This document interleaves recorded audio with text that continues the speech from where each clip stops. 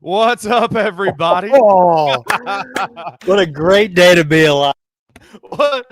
It's a great day. Day to be alive. Hey, listen, my name is Kenny Silverfield. Trey Lasley is right over here drinking a Coca-Cola Zero. I got Jared Davidson over here drinking an Alani. I'm drinking my coffee. What a great day. It is Sunday, November 30th, a day that will go down for two different programs in history.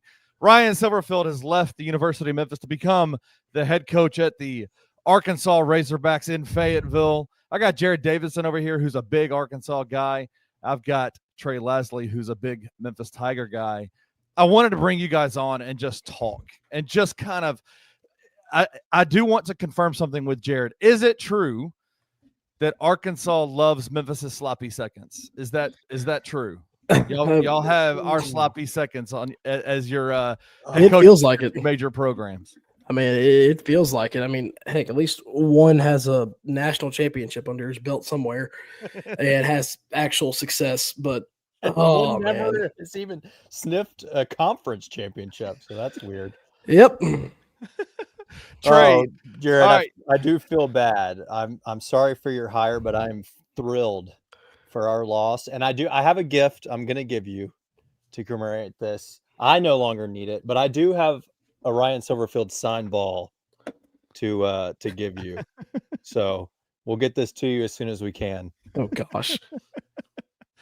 Oh my gosh. All right, so we woke up this morning. There's been a lot of news, a lot of the coaching carousel has been hot and heavy. Everybody trying to figure out like what's going to happen with Lane Kiffin. The Lane Kiffin story has kind of taken over the airwaves. And then all of a sudden, Pete Thamel dropped today that Ryan Silverfield is being hired by Arkansas to be their next head coach. And I think what's interesting, Trey, is this has been a conversation we've been having for a while about the potential of Ryan Silverfield moving on from Memphis. Did you ever think that did you think it was going to end this way? Or I know that there's been a lot of folks that have been calling for Ryan Silverfield to not have a job at Memphis anymore. But it was never going to be. Did you ever think it was going to be a firing, or did you think it was going to have to be something like this where he got another job somewhere else? I didn't think it was honestly going to be either, Kenny.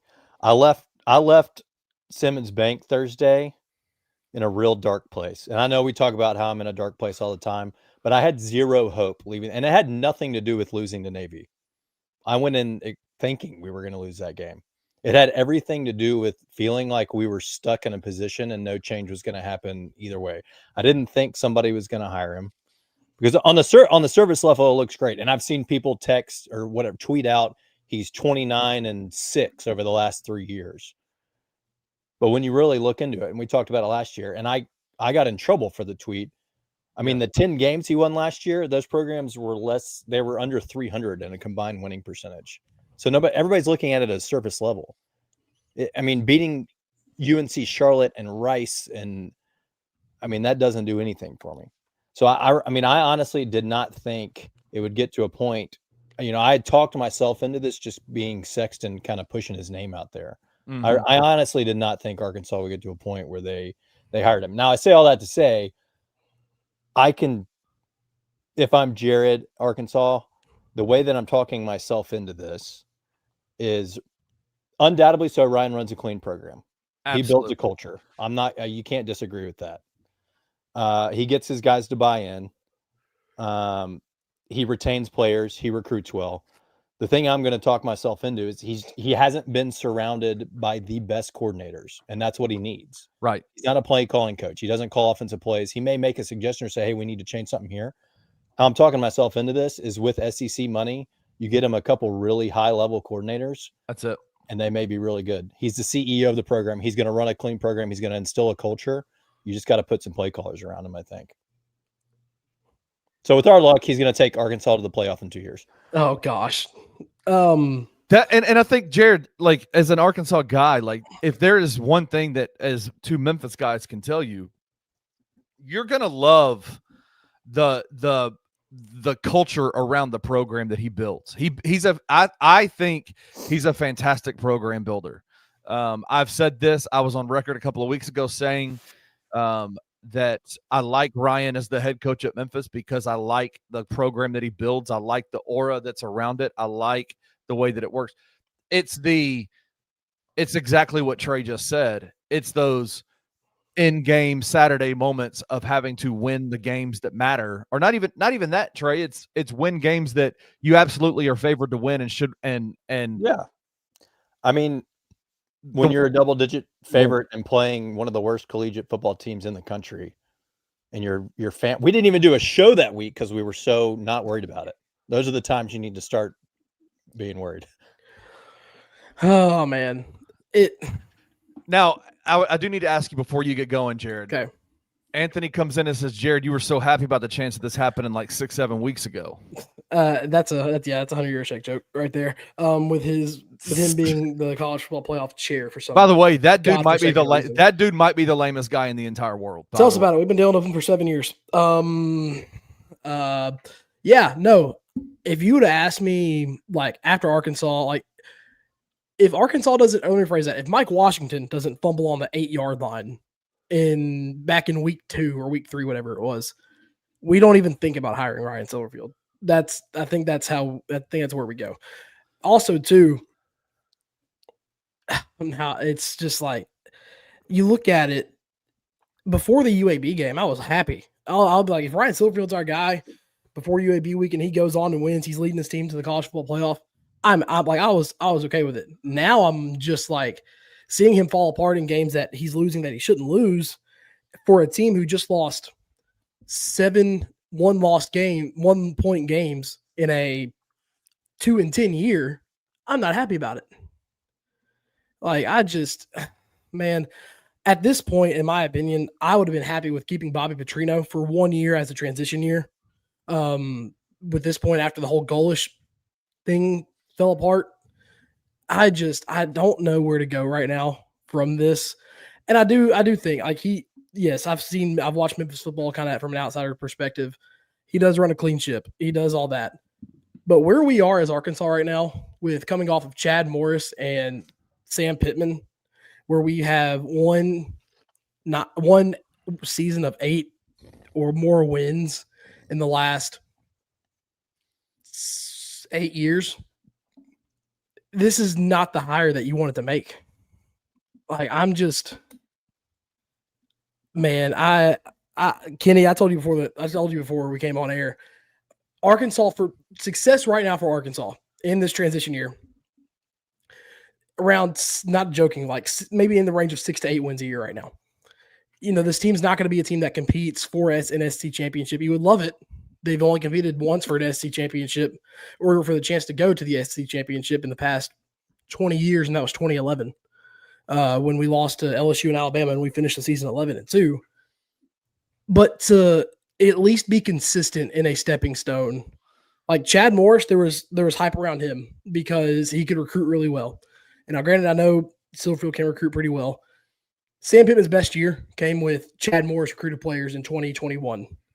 And so then to fall off after that, I think we were all expecting just a big, big splash hire. And we knew Arkansas wasn't going to be a splash hire destination. But dadgummit, when the goalish news broke 4 days ago now, and there was a quiet handshake deal behind the door, then Arkansas decided to leak it to, no offense to Trey Shapp and 103.7 The Buzz, to them.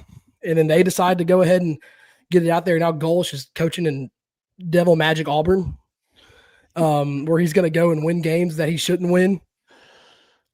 I'm disappointed because I thought we were about to have Alex Goalish, but well, just Silverfield's 3-0 against Goalish, so you don't have to worry about the Auburn game. Listen, Silverfield's 3-0 against Goalish, but I'm worried about. Here's what, as a fan, I'm worried about as a team who has been in so many one-loss games over the last 1 possession, 1 point loss games the last 3 years, and has been so close to overcoming that hump.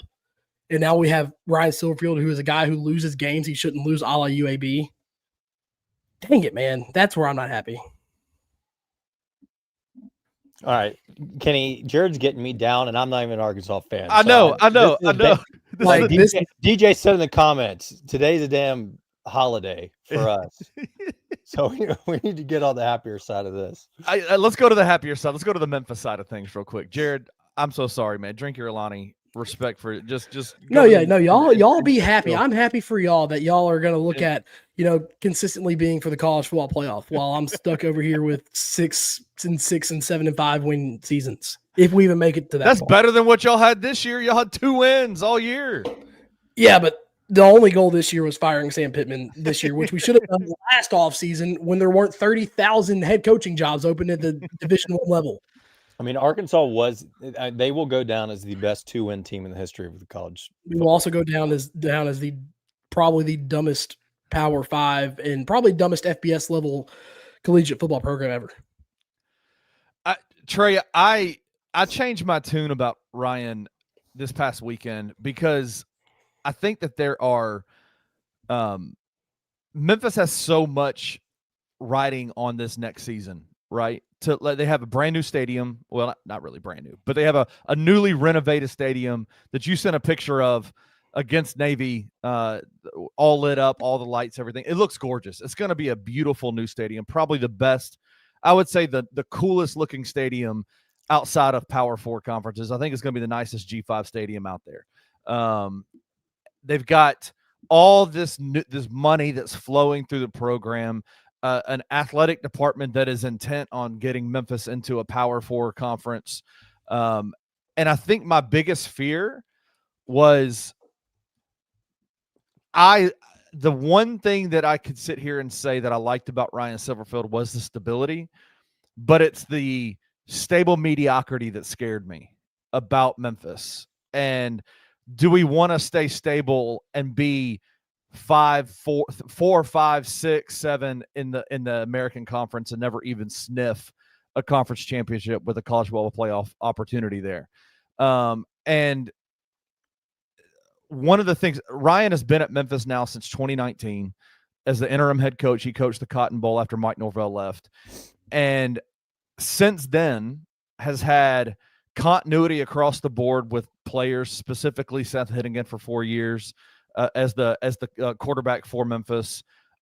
He's had a decent roster, I would say, the majority of that time, and has never finished higher than 4th in the American Conference. Never better than tied for 3rd. Not even a solo 3rd finish. Tied for 3rd. So, like, is that kind of where you were at with it? Is that it was just, obviously, we want to see the Tigers win. We want to see the Tigers succeed in their conference. We want to see them get to the college football playoffs. But is that where you were at earlier than me, to be honest with you? Earlier than me, you were ready to get off him because it's just mediocre at best. Whoa. Well, to be frank, I was never on the man in the first place. But you were a big Ryan Silverfield fan.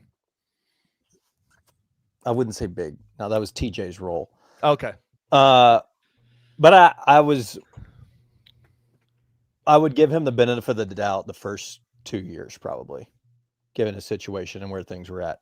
But absolutely, I mean, that's what I'm saying. Like, I had zero hope. I felt like we were stuck. If he couldn't do it, returning Seth as a 4th year with Rock, all those guys that we were bringing back. Right. I mean, when is he ever going to do it? Right. Like, we have the most resources. We have one of, if not the highest NIL budget in the conference. And we're sitting at tied for 7th this year in this conference. And it's not like we lost, he found a way to beat South Florida. And if we had just lost to probably Tulane and Navy, Navy, that one frustrates the hell out of me. And if you're a Navy fan, I don't know how you watch Navy football week in and week out, because it is a brutal watch. I mean, it's the UAB games. It's needing a Hail Mary at North Texas 2 years ago. It is needing a 90-second game-winning drive against Charlotte at home last year. Like, it's that stuff that it was tiresome, like, for all the good that he could do, it was immediately, you forget all of that 3 weeks into the season, like, we didn't do it this year, but I think the previous 2 or 3 seasons, we lost our first conference game. So your season's effectively over in week 4, basically. Yeah. Yeah. It was those losses that didn't need to happen. It was the inexcusable UAB loss this year. And then it's that, and I hate to do this with Jared because I know he's going there, but it's like, it was also his attitude after all of these things would happen, right? The sort of lashing out at media and fans and being like, almost tongue-in-cheek saying, well, I'm glad that 10 wins isn't enough here. Like, bro, we're not the one that set the expectation. You're the one coming out every year telling us your expectation of the program is to be in the conference championship, and we're in year 7, or we're going into year 7, and you haven't even sniffed it yet. But then you get mad at everybody for being disappointed and not reaching expectations that you set for your program. Yeah. Yeah. It was that was, and I think I tend to not fall on the side of he was being sarcastic and lashing out. I don't think he was lashing out at fans that way. I do think I think he's clunky with words. One of the things you're going to realize, Jared, is that Ryan is not the greatest in front of a microphone. He will very rarely win the press conference, which if that's what you're looking for, you're not going to get it from him. He says the same things over and over and over and over and over again after and has been that way for years. And well, that's what Sam Pittman did last year. He would be like, he would mumble about something like, the coach got to be better. Team fought hard. And then something about having a cold beer at some point after a 40-point loss to Auburn. I would have appreciated that at least. You're going to hear, this isn't coach speak, but, and then the very next words out of his mouth are going to be 1,000%. It's a word salad. Yeah. Coach speak 101. Yeah, it's Coach Speak 101. You're going to hear that 150 times every season. You're going to hear it. So you're not going to win the press conference with him, but I think part of it is like, and that's a part of the stability that's somewhat attractive to him, is that he never wavers from his messaging. The messaging is always the same, but it's when the messaging at the beginning of the year is our goals are conference championships, our goals are college football playoffs. And then it never happens, and there's never a waiver from it, never a waiver from that language. It is very frustrating. It has been very frustrating over the last few years to then go, well, then what are you doing to make that happen? Right? Like, what are you doing to make that happen? And with Memphis, we are in such a time in college football where you have to be aggressive with what you're doing, right? Like, you have to be aggressive in how you are building your program. Arkansas is in the SEC. Y'all need stability. Y'all need stability in your culture. You need stability in your program. Ryan Silverfield will provide that. Memphis needs a bump. They need a line of cocaine bump is what they need. And Ryan Silverfield was never going to give that to them. It was going to be so honestly, Trey, he might be perfect for the SEC. He might be perfect because he's going to provide stability with a much larger funding behind him, a funding apparatus behind him. I don't know. I don't know that stability of mediocrity is what you need in the SEC. I think that's going to get you clipped pretty quickly. Stability and Arkansas are two words that do not go together at all. It's putting a match to a fuse is trying to put stability in Northwest Arkansas. But I mean, I do like that aspect of it. It's just, now I'm scared that we're going to drop another, I hate to say this, we're going to drop another North Texas, Western Kentucky style game like we did when Chad Morris was here. And what's your schedule look like next year? Yeah, that's a great question, Trey. Let's pull that up. If there's a lower level American team on the schedule, yeah, you might as well go ahead. You might as well lock that in. Let's see. I really hope you guys don't play UAB next year. This is future schedules. 2020, 2025. Do you think there's a possibility? When do we play? We play Arkansas soon. It's like 2028 is when the next time that game is. No, he may not. Oh, he might not be there by then. He may not be here by then. That Magic Johnson me. So next year, our non-conference is North Alabama, Utah, and Tulsa. I'd watch out for that UNA game. I think they might have been pretty good this year. I'd watch out for that Tulsa game. I'd watch out for that Tulsa game. Tulsa. Okay, yeah, here's our oh my gosh, I just looked at the full schedule. North Alabama at Utah, at home versus Tulsa, Georgia, LSU, Missouri, South Carolina, Tennessee, Auburn, Kirby. Texas, A&M, Vanderbilt. Kirby's licking his chops after what Ryan said earlier in the year. Yeah, you heard about that, right? Yes, I did. I heard about that. Dude, that is because that's and also next year is the first year of that 9-game SEC schedule. Hmm. And if you go to the Memphis schedule, you look at Memphis needed a shot in the arm because their home schedule next year Sucks. It's terrible. It's awful. Yeah. And I tweeted, I was pleasantly surprised by the crowd on Thursday night. I thought it, and I think I texted you and TJ that. I went in there thinking there would be less than 15,000 in the stadium. Right. I mean, there was nothing to play for. It's cold. It was Thanksgiving night. And shout out to everybody that showed up because it was a pretty decent crowd given the circumstances and where everybody's at right now. And I was very, very concerned about what next year was going to look like for the opening of the renovated stadium. If, in my mind, nothing was changing outside of what players may potentially transfer. Like I thought, I had it in my head. We were running it straight back. Hankins would be back. Cramsey would be back. And I was like, we're about to break in a brand new stadium and we're going to have less than 20,000 in there every week because the home schedule next year does suck. But now you make a hire. There's already, look at how excited people are with just the news today. Like I think we open with Arkansas State, which typically draws fairly well given who the competition is. I wouldn't be surprised if there's 35, 40-ish there opening week, given I don't know who they'll hire yet, but you make the right hire and get some excitement and I think you'll kick off the very first game in that stadium with a pretty good crowd.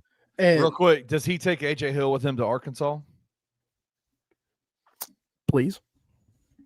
I'm sure there's going to be several players that probably will end up going. And yeah, probably there always is in those situations. You talk about home schedules real quick, Kenny, because I just rattled off our schedule. That Georgia, LSU, Missouri, South Carolina, and Tennessee games, those games are all at home. We are welcoming in a team who's playing in the SEC championship. We're welcoming in a new Lane Kiffin-led Bayou Bengals, who that's going to be a completely another show later with Drew, Kenny, and Rusty. Welcoming Missouri, who that's always the South Carolina, and then Tennessee. Now, if there's any, I'll say this, Jared, and I see, I'm very happy. And I don't know that it's the home games you necessarily have to worry about, especially SEC at home, because he's done great at Memphis with the SEC at home and Power 5 in general at home.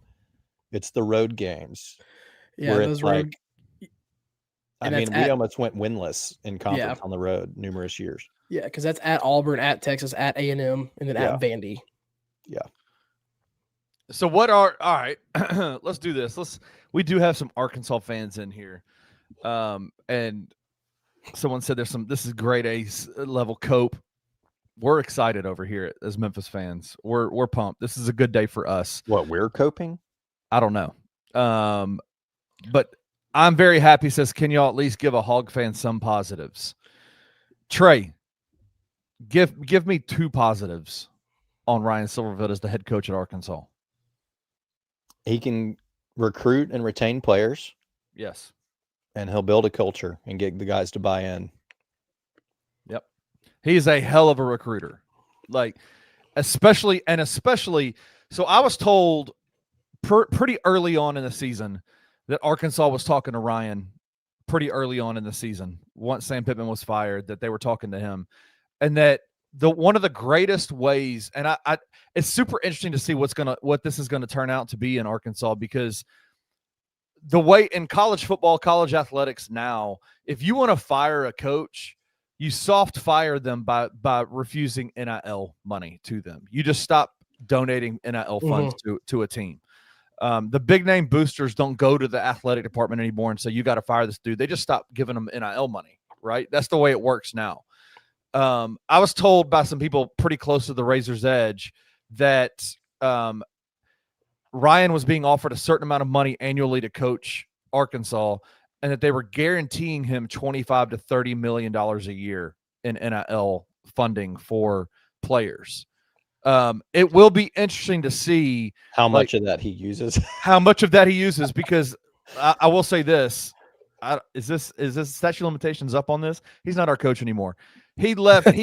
He got a certain amount of money from a very important company here in Memphis that might have its name all over our stadium a certain amount of NIL funding and didn't use quite a bit of it. Just didn't use it. It was set in the bank. And it'll be interesting to see how much of that he actually uses, 25 to 30. But is the response of the Arkansas fan base so loud right now? Because there's not many people that are behind this hire in Arkansas. I mean, I've seen pictures of people with brown bags outside the athletic department in Fayettville over their heads, Kenny. Yeah, it's ain't style. And I will say, I'm glad. I think our recruiting does get a lot better because Sam Pittman and whatever coaching staff he assembled could not recruit to save their lives. Like I said, his best season was 9-4 with a bowl game win over Penn State with Chad Morris, 6th-year super seniors. And since then, he has not been able to recruit at all. It's just been one of those things. That's one positive, and this is coming from an Arkansas fan. I will say I'm excited to – one thing about it is to maybe finally win a couple close games for once in our lives. We're like 3-22 in the last several years with one-score games under Sam Pittman. So, I'm excited to finally, hopefully, be a little bit more competitive with the bigger name schools in our conference because, you saw what he did against Arkansas this year. Now, granted, it took a fumble at the 8-yard line to seal that game. And then our defense not tackling Arrington Maiden for 11 yards. But, oh, geez. Those are the only bright spots I can find right now. But it is so bleak in Fayetteville right now. It is just – I mean, I will say his team. People have declared the Arkansas football program officially dead, and they didn't even do that when Chad Morris was here, when Sam was here. Hey, I got something for y'all. Do y'all want to see Ryan Silverfield's first comments as the Arkansas head coach? I don't know if this is this real. This is definitely real.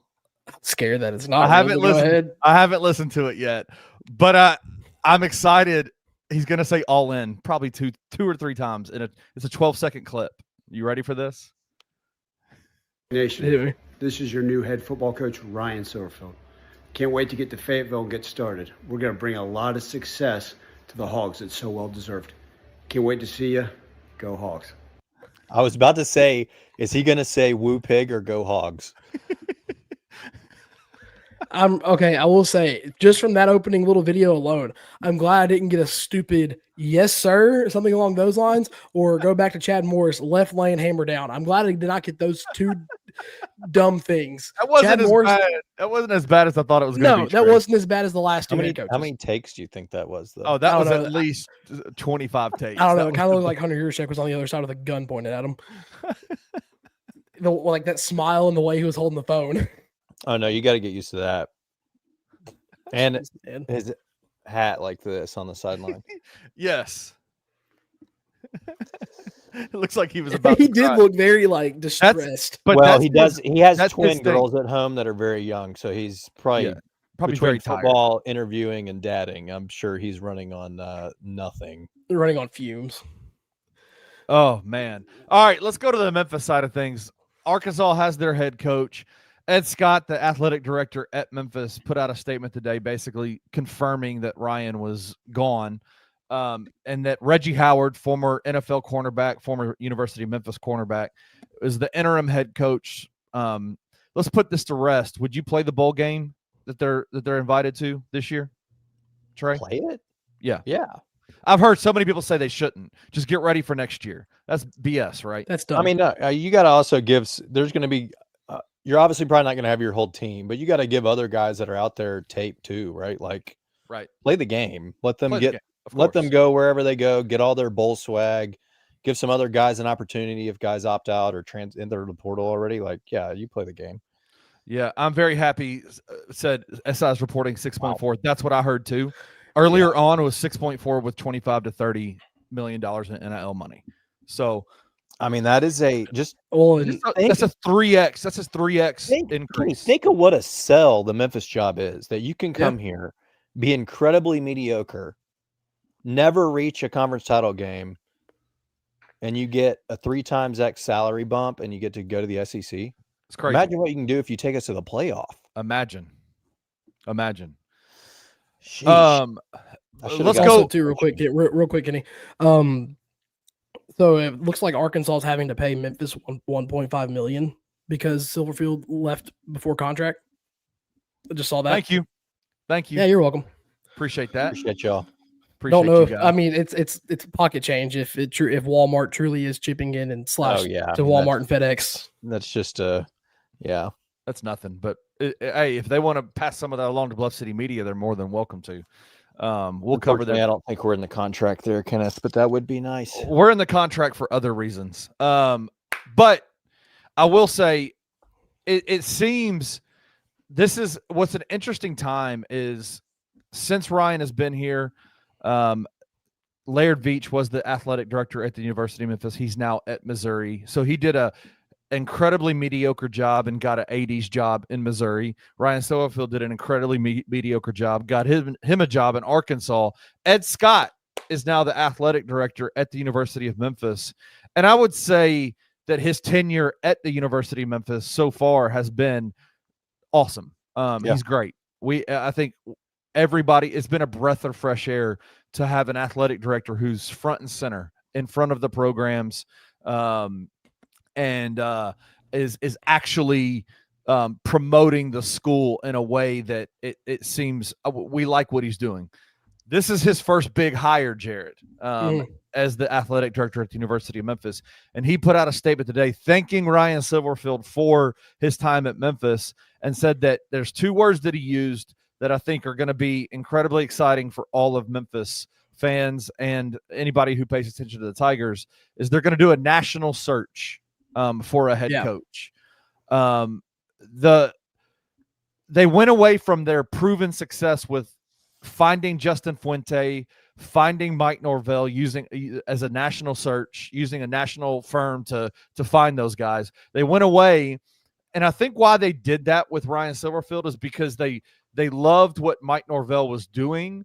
And if you remember, Trey, Ryan Silverfield was probably the most front and center assistant coach behind Mike Norvell when Mike Norvell was. Yeah, I mean, he had the associate assistant head coach title, right? Right. Like, I mean, he had the top title of assistant coaches on the staff. And in a time like that where it's a transition, like you want as much continuity as you can get, and that was obviously the easiest path to feel like continuing that success. I think it also helped. Yes. He had a pretty good showing in the Cotton Bowl.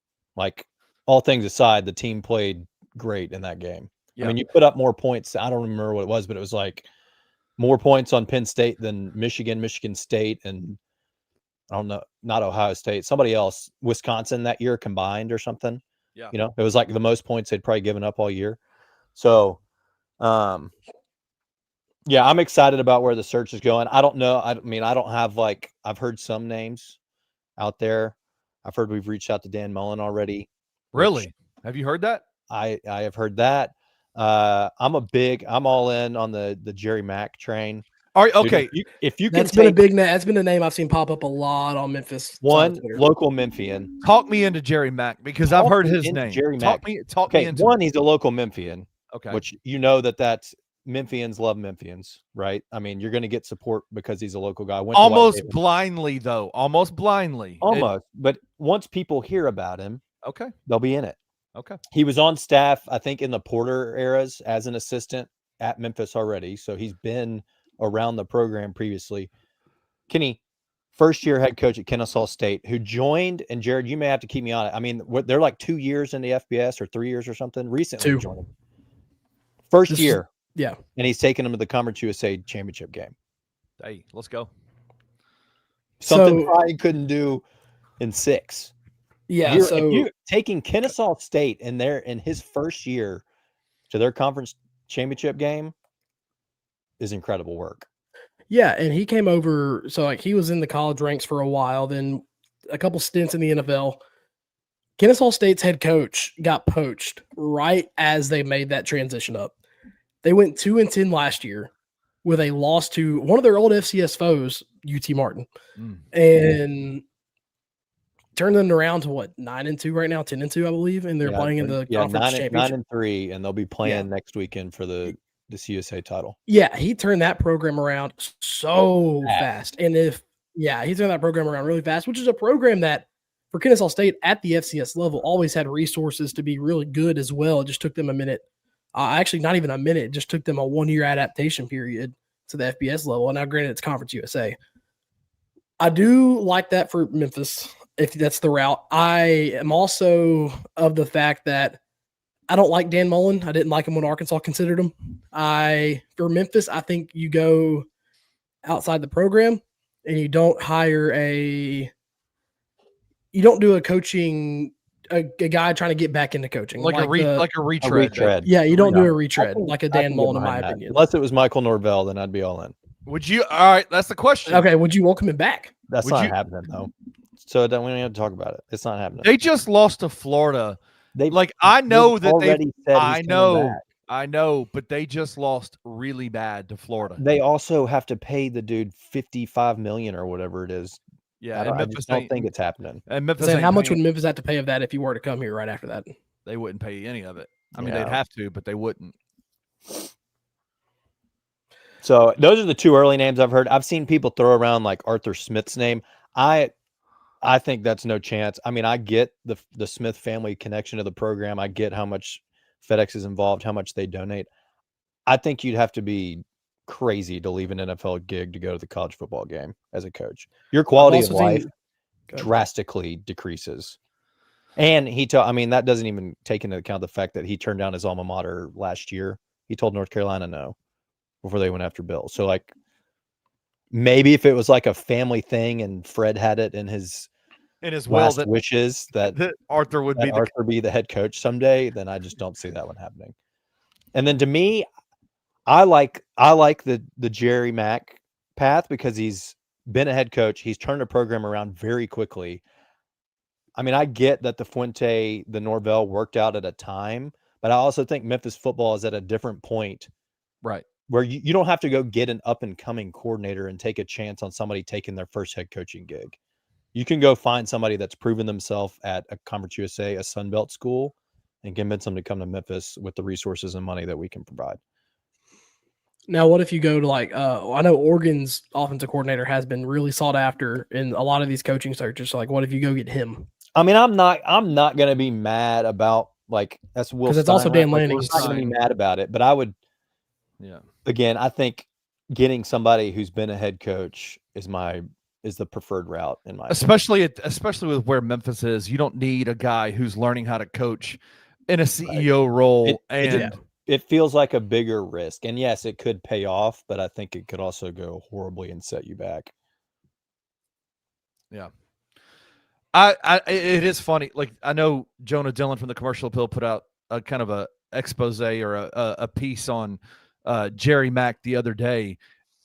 If you think that's on accident, that's not. It wouldn't surprise me if that's a guy that Ed Scott's already targeted, that he's called, talked to. I think it was Chris Lowe. Somebody already said that South Florida and North Texas have all reached out to Mack already. He's going to be in the American at a school next year. Really? Okay. I mean, I would put money on it that he's at one of them. I know. I just saw that South Florida was reaching out to John Gruden as well. He is his.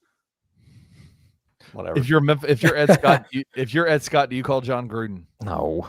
Why not? Yeah, Billy Napier. I've seen that name. No. I don't. That's going back down this retread. That is going back down the retread rabbit hole. The Gruden thing, I don't know. What if you're in Tampa, I could get behind it, but like he has no interest in coming to the University of Memphis. I'm also I don't know how I would even feel about that. He's got such a good thing going at Barstool. I love Gruden. Oh yeah. But that just doesn't seem realistic. And can we go ahead and put it to bed? I will fight somebody if the name Hugh Freeze comes up in Memphis. No, I don't. I would be shocked. I would be shocked. Gets an immediate call from somebody this calendar year to come coach. Yeah, say that again, Trey. I don't think he's going to get a shot in this cycle to coach again. I'm just saying there are some very influential people at Memphis that for some reason has held on to the Hugh Freeze pipe dream.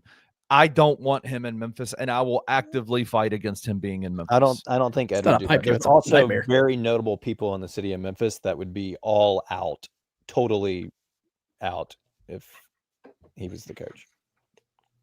Yes. That would be rough. That's all right. We've gone about 40 minutes. I'm going to give what a day to celebrate. What a day to celebrate. Jared, give me your final thoughts. And then we'll go to the happy side of it. Give me the final thoughts. Yeah. Are you feeling better after this conversation? Are you feeling any better after that about 12-second video?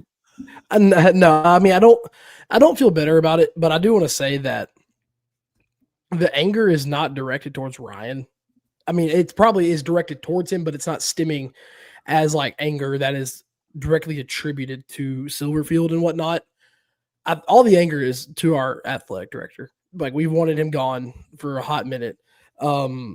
This is, man, like, not the hire we wanted. Now when the football season comes, am I still going to be a fan? Yes, because I'd want this team to win at some point. But all the anger is directed towards Hunter Yurachek and what he has decided to do to this program. But I mean, I like that he can recruit and retain. I just hope that he actually uses that NIL money, because Hunter Yurachek openly came out and basically pretty much said that they've cut Pittman off from using the funds. Yeah, that happened kind of like right after they had fired him. So I'm hoping we get to use some of that NIL and get some recruits that aren't from like these lower level FCS levels, low D2 levels, and actually get some dogs in here and actually want to compete. Because like we've had some talent, especially on the offensive side of the ball, to where we can compete. But the first order of business that needs to be on Ryan Silverfield's agenda when he gets here, you can worry about the offense. Please, for the love of God, get yourself a defensive coordinator. Yeah, I know. I see your face, Trey. But this Arkansas defense has been awful the past several years, and it's not been good. Let me tell you about the defensive coordinator he just had at Memphis. This is the same guy who told us just this year that there's only two lines on the football field that matter in terms of points, and that's the two end zone lines. That he's okay with giving up a bunch of yards as long as they don't give up points. And the problem is that he couldn't stop him all over again. He couldn't stop him from doing either one, right? Like the teams would just run up and down the field on the Tigers and then score a lot of points on the Tigers. Am I right, Trey? You're right. I mean, I would be very thankful it's not Jordan Hankins coming out. Although I think it's very telling that neither one of our coordinators was made the interim. Maybe that makes me think that I know it's either they're already all the way out, or that Ryan's thinking about taking some people with them. I think Krams has been mostly fine and good. Like there are times when we've gotten conservative and it's been an issue, but I would say as a whole, every game we've lost is because of defense. I do have one more question to ask y'all here in a minute before we sign off. Yeah, go. Okay. So I know there was talks this year about having to change the offensive system with Brendan Lewis because he was a different style quarterback than what was there with Seth Hennigan and the Paxton Lynches and whatnot. So what is like the true offensive system that is run under a like Ryan Silverfield team? It depends on his coordinator, wouldn't you say, Trey? Yeah. I mean, It's also going to depend on who you have. This year was a lot more read option, give Brendan opportunities to use his feet or throw the ball. I mean, honestly, his completion percentage was pretty good, and it was good coming in, but he's not launching the ball down the field. Yeah. He's not a ball guy. He's not a ball thrower. And I will say through the first 6 games, I think our offense looked good outside of a couple of quarters. Do you know why? Because they ran the ball with true. Sutton and Greg, and then for some reason Tim Cramsey went away from that for like large portions of games. They went from having Jared. they went from Greg DeWosier and Sutton they were Smith. basically trading 200-yard rushing games every Yeah. year. Right. They went from like averaging 40 to 50 yards. 40 to 50 rushes combined, like between them, to having like 12 combined. Jeez. We were averaging 260 yards on the ground a game, and then we're not even going to finish the year with a 1,000-yard rusher. That's insane. Because Arkansas is historically a football program that is better when they have a good running game. And again, my positive, if you're an Arkansas fan watching, I could talk myself into Ryan again because he will build a program, he will get players, he will retain players. If you guys have the financial ability to hire some very high-level coordinators that can handle all the play calling, I think you'll be in a fine spot. And I think that's where I'm more worried, because as we've gone through this show, I've just been through my head running through every situation. It's anger placed towards our AD, and then just get you some reasonable coordinators who can do some good. I think that'll be fine. I think we have to now, granted, all the outrage right now is warranted from Arkansas fans, but right now I think we have to wait a little bit to see who we have coming in as to call plays and to call the defense. If it's Tim Cramsey and Jordan Hankins, I think I would. Then I think that's where it starts to get a little bit more escalated to trying to burn down the stadium. I do not think it'll be Hankins, but I could see him taking Cramsey with him. Ryan got very vocal throughout the year that he was tired of the defense giving up chunk plays. He doesn't get vocal about his assistant coaches often, but he expressed quite a bit of frustration with the defense's inability to stop big plays from happening. I think the first 5 games of the year, the opposing team scored on their first possession on a long. Outside of Troy, like a couple of them, I think got called back, but we probably gave up a 70-yard touchdown the first possession of first 5 games. All you have to go do is watch that Tulane game, and the week before, Retzlaff got benched for Tulane, and then comes out and looks like a damn Heisman Trophy winner quarterback in the first half. Against Ole Miss, I think he had like 9 completions for 16 yards, and then against us was 18-18 for 275 and 4 touchdowns in the first half. Yeah. So, but all that say, I would be shocked. I would be stunned if you're defensive coordinator. Stunned. All right, Trey, let's get to you. Final thoughts about the University of Memphis football program and where we're at. It's a Christmas miracle. I cannot wait. I'm so excited for the offseason now, whereas before I was totally dreading it. I can't wait to see who we hire. It's like a breath of fresh air. I'm rejuvenated. I want to fast forward to next August and get in the brand new stadium. It is unbelievable that Memphis has had their basketball. It got to the same point, Jared, some years ago with Josh Pastner as the head coach of the basketball program. And it was like they just couldn't get rid of him. Like he was winning enough to where it was like it wouldn't make a whole lot of sense to fire him. And then all of a sudden, Georgia Tech came in and saved the day. Now, the problem is Memphis then turned around and hired 95-year-old Tubby Smith to come in and coach, who basically was recruiting players at the University of Memphis that were he was competing with Ouachita Baptist University. And trying to tell us that Memphis just didn't hold any weight. Nobody wants to come play here anymore. Right. Basically telling us nobody wants to come here anymore, so y'all just get used to this. So that was that almost killed the basketball program, and they let Tubby go and got Penny Hardaway in, and it is where it is now. I am interested to see what they do with this coaching search. I'm interested. I love that Ed Scott came out and said national search, that they're going to be searching nationally for a coach that is not somebody that we know. More than likely it's going to be somebody that we don't know a lot about them outside of maybe the fact that Jerry Mack used to be a coach here at the University of Memphis a long time ago, multiple coaches, administrations ago. I'm excited, man. Like, I think that this absolutely, even in our Bluff City Media Discord, people are saying, like, I am as excited as I've been heading into an off season. I'm ready to repurchase my tickets. I'm ready to go like people saying I'm ready to do this. The excitement level from this morning, from last night to this morning is palpable. Night and day, literally. It's night and day. You can somebody feel it. flipped the switch totally. It's Yep. unbelievable. And that's what Memphis needed to do. You need, 100%. even if you like Ryan Silverfield and think he's an awesome guy, and I do, I think he's awesome. I think he's a great guy. Memphis needed to inject some life into that program, especially with everything that's going down this offseason. You had to do it. And if you didn't, I feel forever indebted to Arkansas. I do too. And I wish you guys nothing but the best. I hope Ryan somehow still is here in 2028. I And when y'all come to That town, would we be- that win would by be 30. interesting. That would be interesting. all right, boys. Well, hey, listen, I appreciate you guys both jumping on and talking through this. It's fun to hear both the Memphis and the Arkansas side of things. But big news of the day, Ryan Silverfield has left the University of Memphis to become the I think Hunter Yurachek said the 35th coach at Arkansas. And so, I mean, I'll be honest with you, he doesn't look half bad in Arkansas gear. I'm happy to see him in it.